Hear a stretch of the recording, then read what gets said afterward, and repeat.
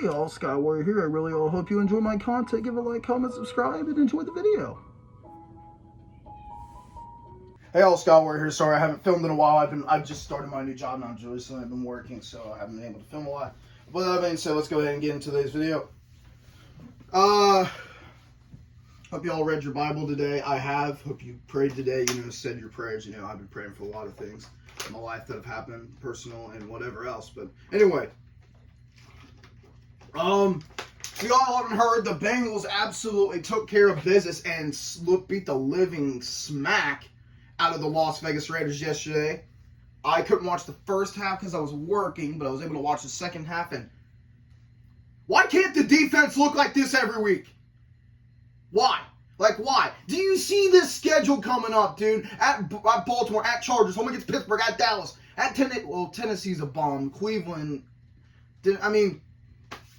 you're 4-5. You have 2 games before the bye. If you can beat the Ravens and the Chargers on the road, which it isn't going to be easy, you can get to 6-5 going into the bye.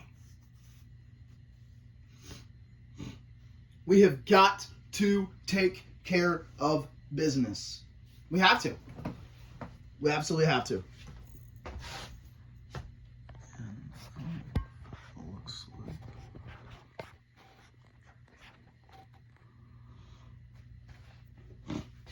The Bengals aren't done yet. The Bengals are not done yet.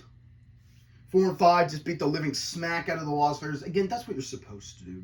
But let's recap. Let's see. Burrow threw for 5 touchdowns. I didn't see the pick 6, but definitely I don't think it should have happened. But either way, moving on. Hendrickson had 4 sacks, baby. I called it all year. I called it all year that Trey Hendrickson would have a 4-sack game this season, and he did. He's got 11 sacks on the season. He's 9 away from 20. I'm voting Trey Hendrickson Defensive Player of the Year. I might be biased because I'm a Bengals fan, but I am 100% voting for Trey Hendrickson Defensive Player of the Year. He deserves it. Oh, by the way, I can personally guarantee you that Joe Burrow is going to win AFC Offensive Player of the Week and Trey Hendrickson is going to win AFC Defensive Player of the Week. And I will vote for him right after I get off this video. But yeah, let's look at the schedule. At Baltimore. This is not going to be an easy game. We lost to him we lost to him earlier in the year, despite Burrow throwing 5 touchdowns and daggone near 400 yards, but the defense did absolutely nothing outside the fumble recovery, a sack and a safety by Sam Hubbard, we'll get to that here in a little bit, but should have won that game. Evan McPherson missed a field goal, and that was yeah. Anyway, it's at Baltimore. It's on Thursday night on Amazon Prime.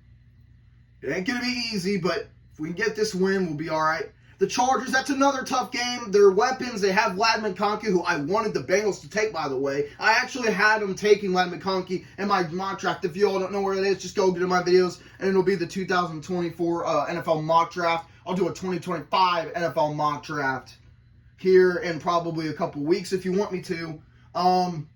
But anyway, the Chargers, they're tough. They got freaking J.K. Dobbins, who's a former Buckeye, by the way. Dude ran for 2,000 yards at Ohio State. The dude was an absolute monster. Oh, yeah, by the way, 2019 against Clemson, they got screwed over by the absolute worst officiating game I have ever seen in my life in a college football game. That was awful.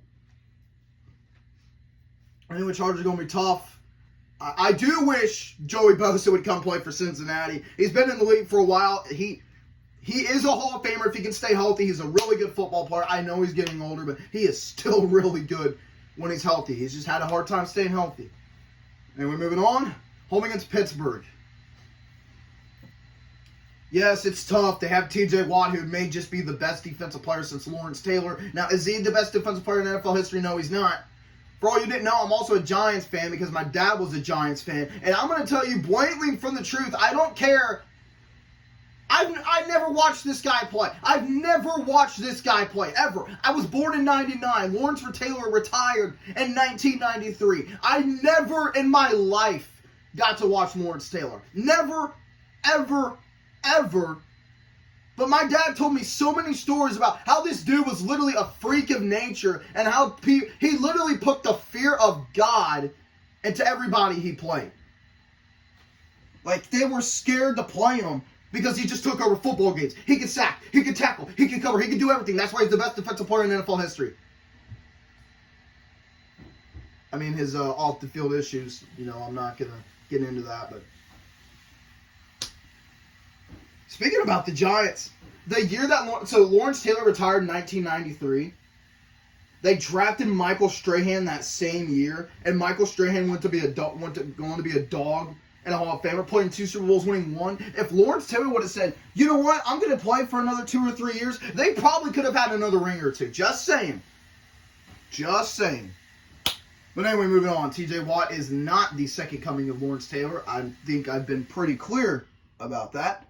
Moving on. They're going to be tough. They got TJ Watt and Alex Highsmith, who are pretty solid pass rushers. Their O-line is solid. Najee Harris is a pretty solid running back. And I would start Justin Fields if I'm them personally. But, Russell Wilson's been solid, the last couple games. So, we'll see. But moving on. At Dallas. This is going to be a tough game no matter what. It's a primetime game, and Dallas usually does play well on prime time. But, they're 3-5 right now, and I predicted the Bengals to win the game, earlier in the season, and I still think they can, but we're going to take it one game at a time. I'm just going over these games and seeing, from my perspective, what the Bengals can do. Obviously, you got to beat the Ravens. This is a must-win game. Every game is a must-win game from here on out. Every game is a must-win game. Obviously, you win out, you'll go 12-5, and you'll probably win the division. Is that going to happen? Probably not, but crazier things have happened. Anyway, moving on. At Tennessee, I'm not worried about them. They're a pretty bad football team, but we lost to some bad football teams this year, so take with that great assault what you will. But Will Levis is, and I had high hopes for Will Levis. I mean, I didn't think he was all that great, but I watched the combine. He has a great arm, great mobile. Dude was like 236 of pure muscle, and I thought, maybe this dude is a good quarterback. He looked solid at times last year. Said, okay, he's going to be the star going into year 2, and yeah, he's not it. The guy just is not it. Moving on, home against Cleveland Thursday night. They got smacked by the Chargers last week, but they did. Jameis Winston did throw from his 400 yards, 3 touchdowns, and beat the Ravens. So that's still a tough game, whether you want to slice it or not. All right. Okay, so moving on. Home against Denver. Week 17 to be determined. It could be on a Saturday, it could be on a Sunday. The reason it's on a Saturday or Sunday is because the college football is off until I think the college football playoff starts. Something like that.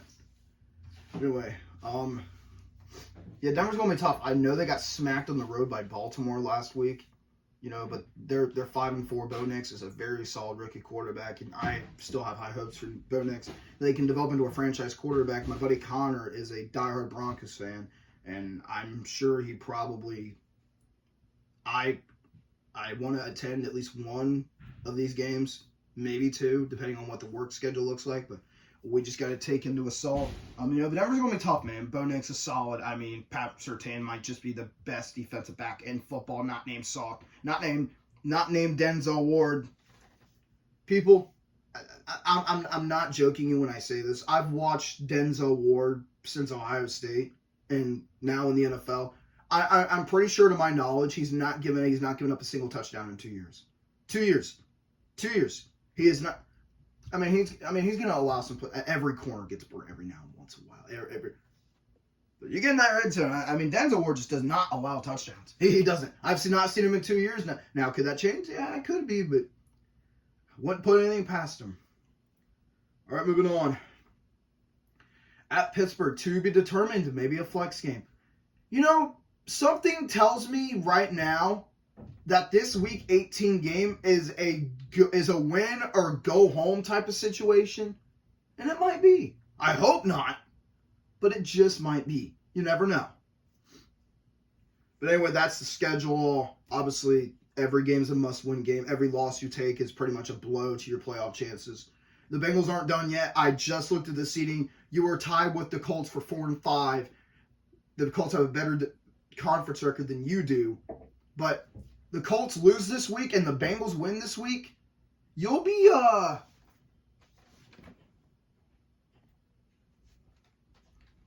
sitting at the 7th seed, which is what you want. Obviously, division is probably. I'm just gonna be flat out. You're not gonna win the division. It's not gonna happen. It just isn't gonna happen. But all right, I'll give this video to you all, and let's get Bengals talk. And the Bengals are not done yet. I'll see you on the next video. WHO DEY, go Bucks, and I'll see you on the next video. Skyward signing out. Goodbye, all. God bless.